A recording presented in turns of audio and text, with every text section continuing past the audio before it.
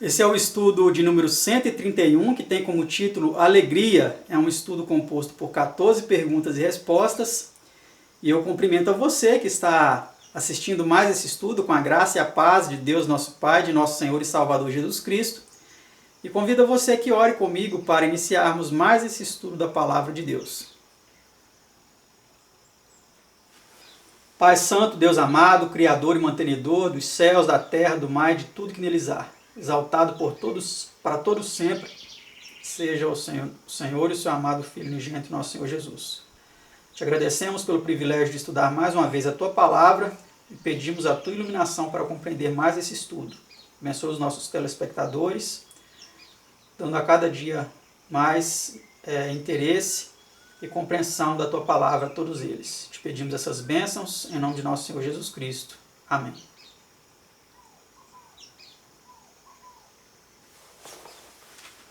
Vamos então dar início ao nosso estudo de hoje com a primeira pergunta, obviamente, que é a seguinte: que disse Jesus aos discípulos antes de separar-se deles? Tenho-vos dito isto para que em mim tenhais paz. No mundo tereis aflições, mas tende bom ânimo, eu venci o mundo. São João 16, versículo 33. Nós vimos este verso também no estudo 128, confiança em Jesus. Mas aqui, olhando sobre esse aspecto, nós vemos que precisamos ter bom ânimo, ter alegria diante das aflições, porque a vitória é possível. Pergunta 2. Quais foram algumas das palavras de animação proferidas por ele? Vamos ver quais foram algumas dessas palavras. Não se turbe o vosso coração, credes em Deus, crede também em mim. Na casa de meu pai há muitas moradas. Se não fosse assim, eu vou-lo teria dito. Vou preparar-vos lugar. E se eu for e vos preparar lugar, virei outra vez e vos levarei para mim mesmo, para que onde eu estiver, estejais vós também. São João 14, 1 a 3. Então nós vemos aqui que Jesus, melhor dizendo, ele nos deu aí várias razões para estarmos animados, Queria preparar um lugar para nós. Pergunta 3. Com que espírito devemos servir ao Senhor? Servir ao Senhor com alegria e apresentar-vos a Ele com cantos. Salmo 100, verso 2. Então, é com este espírito que devemos servir ao Senhor, com alegria. Não com tristeza, não com desânimo, mas com alegria, como vem falando no Salmo 100, verso 2. Pergunta 4. Que é semeado para os retos de coração? A luz semeia-se para o justo e a alegria para os retos de coração. Salmo 97, verso 11. Então, mais um texto bíblico que vem enfatizando a importância da alegria na experiência cristã, na experiência dos justos, Pergunta 5. Que efeito produz o coração alegre? O coração alegre serve de bom remédio, mas o espírito abatido virá a secar os ossos. Provérbios 17, 22. Disso podemos aprender a influência que o espírito exerce sobre o corpo. A alegria produz vida e saúde. A tristeza, os cuidados, a ansiedade e o aborrecimento levam à doença e à morte. Então vemos aí como é importante estar alegre, ser alegre. Pergunta 6. Que efeito tem sobre o coração as palavras de conforto e animação? Vamos ver qual é o efeito dessas palavras sobre o coração. A solicitude no coração do homem o abate, mas uma boa palavra o alegra. Provérbios 12, verso 25. Então olha que importante nós termos sempre uma boa palavra para alegrar o nosso semelhante, o nosso próximo, nosso irmão. Pergunta 7. Por meio de que bênçãos temporais enche Deus o coração dos homens de alegria? E contudo não se deixou a si mesmo sem testemunho, beneficiando-se lá do céu, dando-vos chuvas e tempos frutíferos, enchendo de mantimento e de alegria os vossos corações. Atos 14, verso 17. Então, por meio dessas bênçãos temporais, Deus também nos promove alegria, nos dando chuva. Como é bom quando Deus manda chuva, Eu fico alegre, eu particularmente fico alegre. E você? Você fica alegre? Creio que sim também, Porque essa chuva ela proporciona tempos frutíferos e várias bênçãos, a nossa subsistência. Pergunta 8. Por que e para que deve todo filho de Deus regozijar-se? regozijar-me-ei muito no Senhor, a minha alma se alegra no meu Deus, porque me vestiu de vestidos de salvação, me cobriu com um manto de justiça. Isaías 61:10. Aqui, através de uma linguagem poética, né, o profeta Isaías ele vem comparando a salvação como vestidos com os quais Deus nos veste, né, nos cobre com o manto de sua justiça. Né? Então, isso também proporciona alegria, regozijo ao nosso coração. Né? A nossa alma se alegra por isso. Vamos para a próxima pergunta, pergunta 9. Contra que são advertidos os cristãos? E não murmureis, como também alguns deles murmuraram e pereceram pelo destruidor. 1 Coríntios 10, verso 10. Então, a murmuração, a reclamação, ela é algo terrivelmente ofensivo a Deus, porque Ele faz tudo para nos abençoar, cuidar de nós, e quando nós murmuramos, nós desprezamos o seu cuidado, né, por nós. Vamos ver aí algumas notas em nosso estudo. Há os que dão preferência à escuridão, como o morcego busca a treva e o abutre a carniça. Preferem fomentar a miséria e acariciar uma alegria. Sempre acham o lado negro de todas as coisas. Se há um lado negro para ser descoberto. Parecem ser murmuradores conscientes, como se tivessem obrigação de extrair alguma essência de miséria de cada acontecimento. Por outro lado, há espíritos raros que sempre apanham o prisma jovial da vida. Olham o lado brilhante, encontram alegria e beleza por toda parte. No quadro mais cheio de defeitos, veem alguma beleza que os encanta. Na pessoa mais desagradável, descobrem qualquer traço de bondade ou alguma promessa.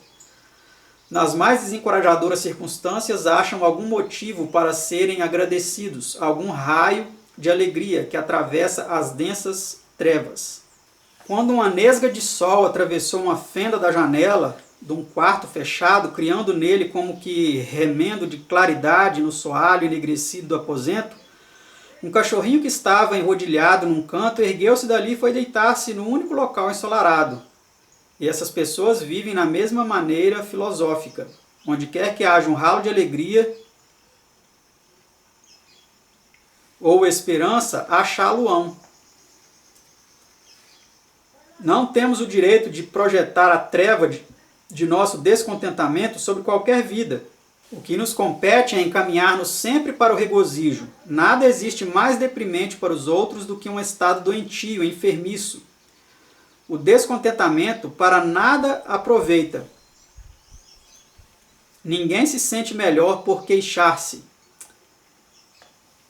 Continuando aí, as últimas notas. Quantas pessoas, diz Jeremy Taylor, vivem ocupadas no mundo colhendo juntas um punhado de espinhos para sentarem-se sobre eles? É a grande verdade, né? Uma meninazinha estava comendo quando um raio de sol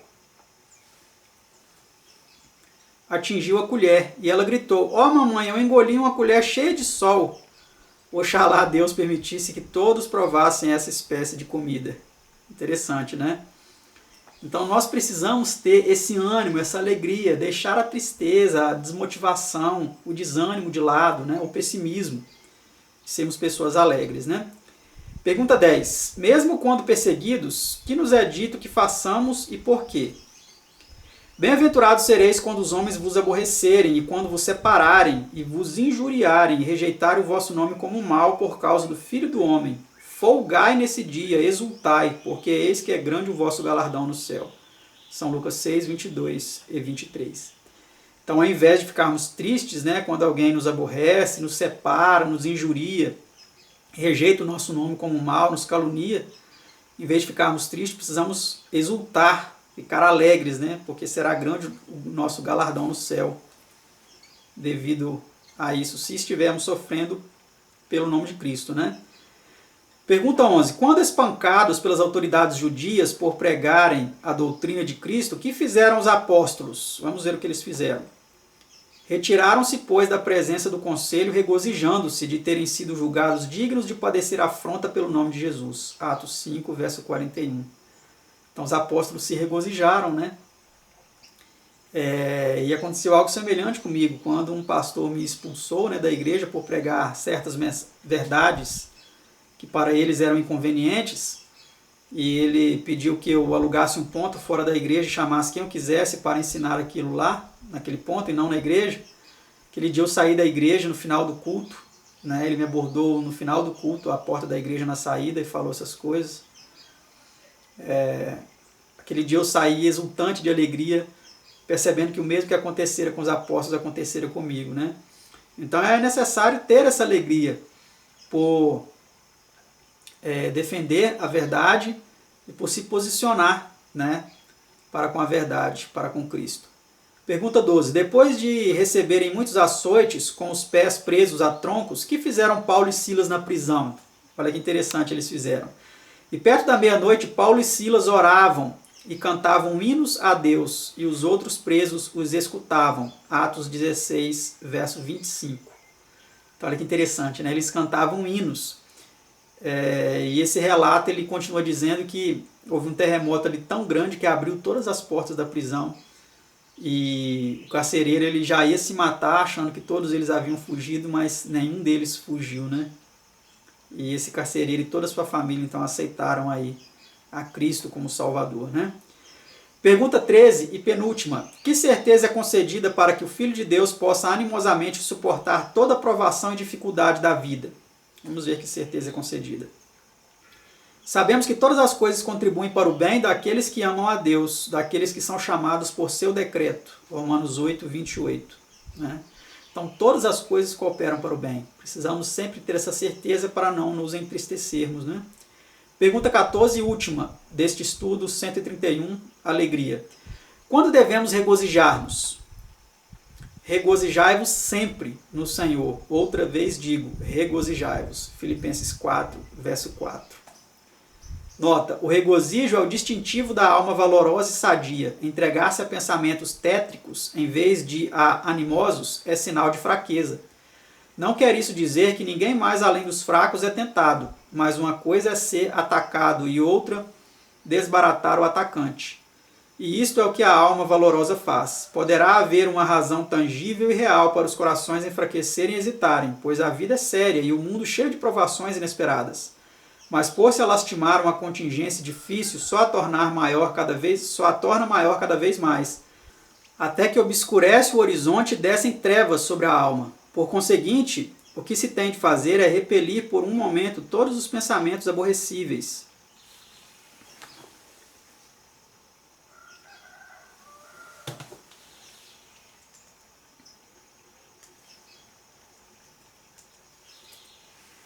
Dizer, isto é apenas passageiro. Ao tornar a eles, ver-se-á com surpresa que terão diminuído muito em tamanho e importância.